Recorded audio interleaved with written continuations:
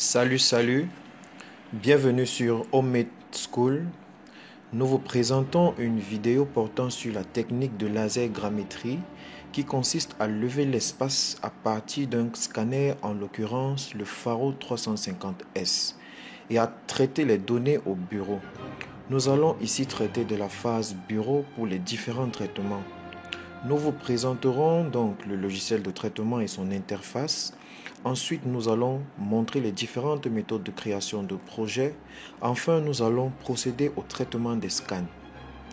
Pour cela, nous allons donc utiliser le logiciel Scène.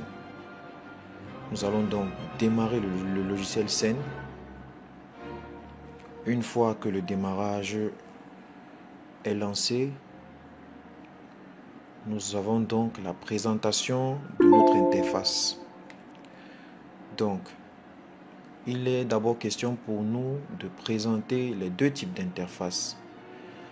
Là, c'est l'interface principale, le premier type d'interface que nous pouvons avoir.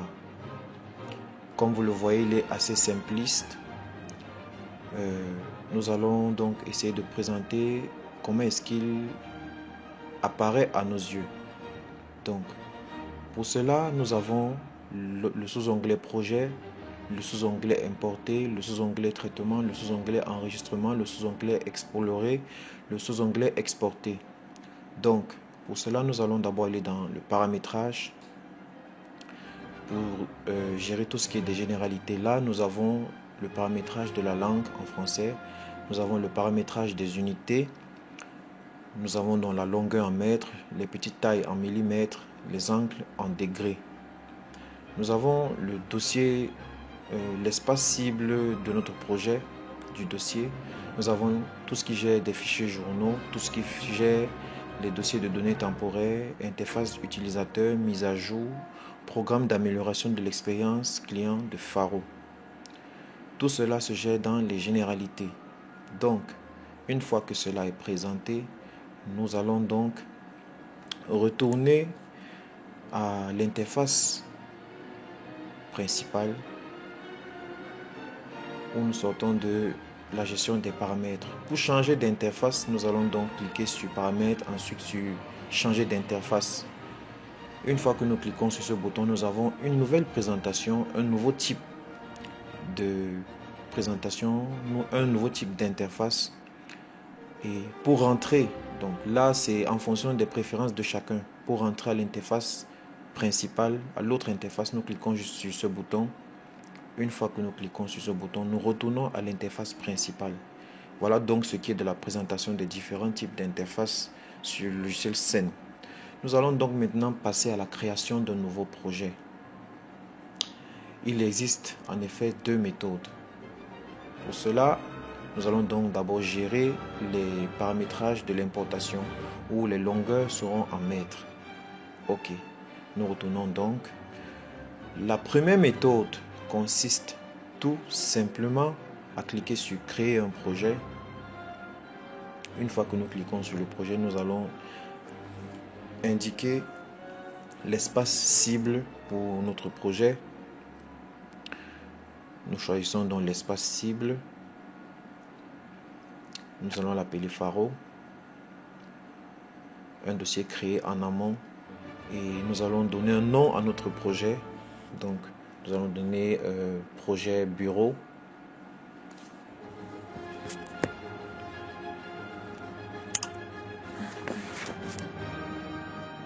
Une fois que notre projet est créé, nous avons donc notre projet qui est vide. Pour cela, il va falloir remplir notre projet avec des données. Nous allons donc dans l'onglet importer. Dans l'onglet importer, nous allons simplement ouvrir le dossier contenant nos données. Ensuite, nous allons simplement porter les données correspondantes et déposer dans le logiciel en question. Le logiciel donc nous indique qu'il y a importation des résultats. Nous allons lui dire OK. Donc, pour compléter ceci, il est important et toujours recommandé d'ouvrir importation des des données, aller dans le dossier RAWScan, puisqu'il est vide, le dossier RAWScan du dossier de projet. Puisqu'il est donc vide, on va copier les données que nous avons portées et déposées dans le logiciel. Nous allons copier ces données dans ce fichier, puisque c'est ce qui est toujours recommandé de faire. Nous allons donc copier. Nous allons donc le coller dans notre fichier RAWScan. Une fois que la copie est lancée et terminée, nous cliquons donc sur nous allons donc simplement fermer.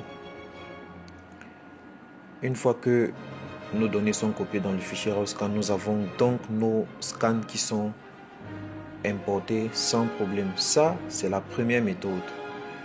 Nous allons donc essayer de présenter la deuxième méthode de création de projet. Qu'est-ce que nous allons faire?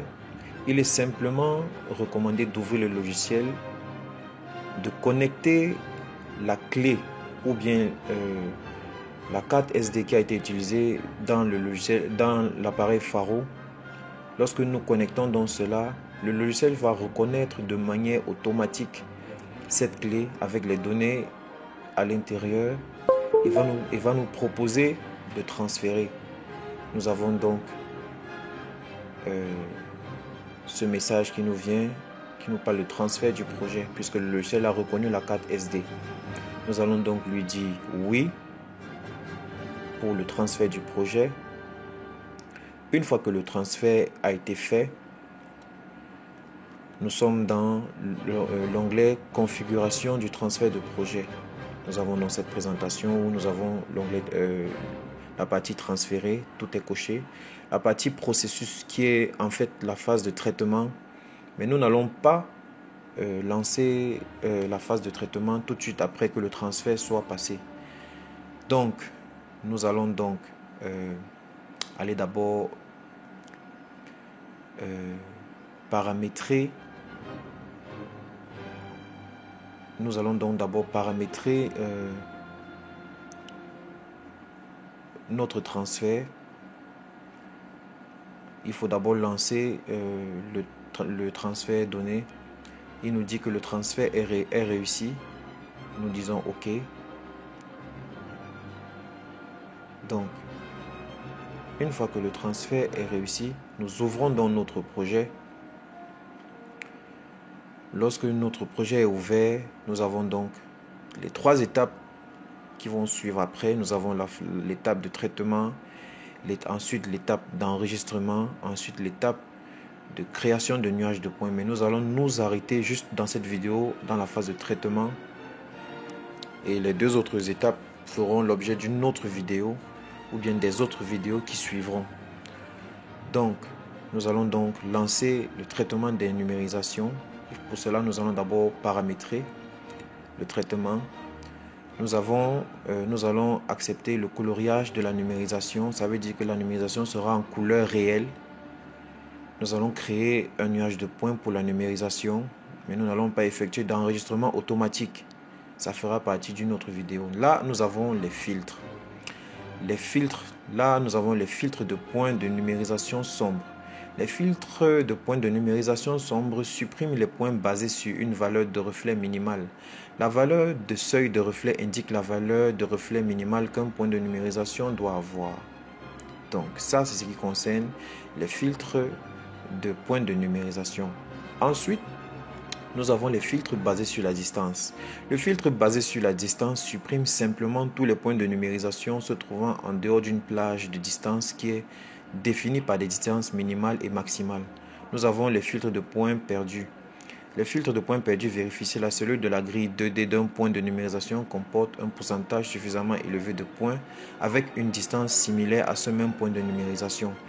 Ensuite, nous avons les filtres d'artefacts de bord. Le filtre d'artefacts de bord intelligent supprime les artefacts de bord tout en conservant les surfaces adéquates comme les murs, les sols ou les tables. Ensuite, nous avons l'outil de recherche des cibles. En effet, il est toujours recommandé de faire c'est levé en utilisant des cibles pour matcher les différentes stations de scannage. Là, nous avons la recherche des cibles en damier. Nous avons la recherche des cibles qui sont simplement des marqueurs, soit des plans, soit des sphères. Lors de notre travail sur le terrain, nous avons utilisé les cibles en damier. Nous allons donc coucher sur les cibles en damier. Une fois que cela est donc fait, nous allons simplement aller rentrer dans l'interface pour le lancement du traitement de l'enregistrement, non pas de l'enregistrement, du traitement, je veux dire. Nous cliquons donc sur traiter. Une fois que nous cliquons sur cela, nous entrons dans la configuration de traitement. Nous allons sélectionner le dossier qui contient les scans de notre projet. Une fois donc que le projet est sélectionné, nous pouvons cliquer sur configurer le traitement. Nous cliquons sur configurer le traitement. Il y a un paramétrage qui arrive, mais nous avons déjà eu à faire ce paramétrage. Nous lançons le traitement. Le traitement donc va se poursuivre. Ce traitement peut prendre 1 ou 2 heures en fonction du nombre de scans. Le traitement donc ayant réussi, nous avons les résultats. Donc, dans les prochaines vidéos, nous allons vous montrer tout ce qui va de la visualisation. Soyez scotchés sur Homemade School. Bye bye.